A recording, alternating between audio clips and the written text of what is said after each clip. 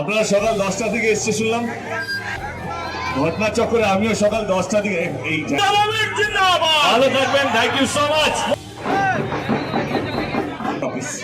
পিছনে পিছনে সবাই পিছনে পিছনে।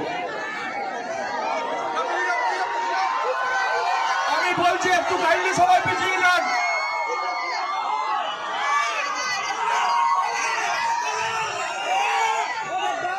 আমিও সকাল 10টা থেকে প্রচারে আছি। সকালবেলা ঝাড়গ্রামে ছিলাম, এখন এখানে, এরপরে যাব বঙ্গাতে, তো সেই জন্য সেখানে দেরি হয়ে যাবে। যেন খুব কম টাইমে আছে, টাইম নেই বলতে গেলেই হয়, কিন্তু পার্থদাকে সত্যি ভীষণ ভালোবাসি এবং চাই পার্থদা যেন এখান থেকে যেতে এবং বিপুল ভোটে যেতে। ঘাটাল লোকসভা কেন্দ্রে সবসময় মনের মধ্যে জায়গা করে রাখবে। ভালো থাকবেন আপনারা সকলেই।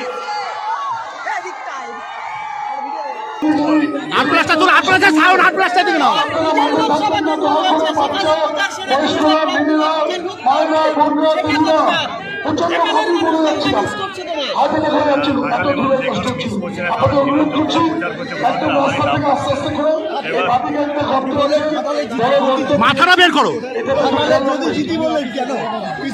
আমি ভগবান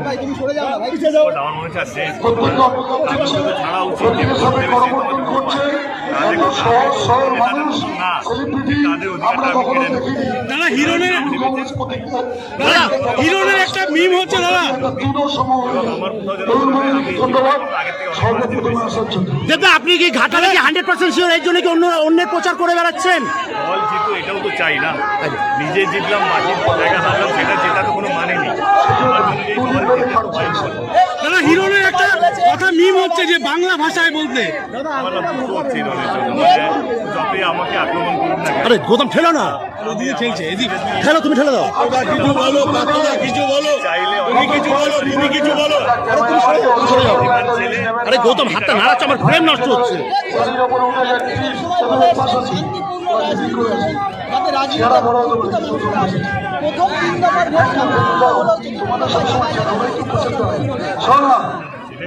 এই মানুষের দল কারোকে জোর করে আবারও 20 তারিখে আমরা প্রত্যেকের আশীর্বাদ পাবো এবং চৌঠা জুন।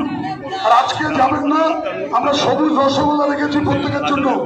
যারা সকাল থেকে অপেক্ষায় ছিলেন, সবুজ রসগোল্লা যেটা বিগত সবাই বলেছিল জেতার পর দুটো লাড্ডু খান না, আমরা আজকেই সবুজ রসগোল্লা খাওয়াবো সবাইকে, কেউ যাবেন না।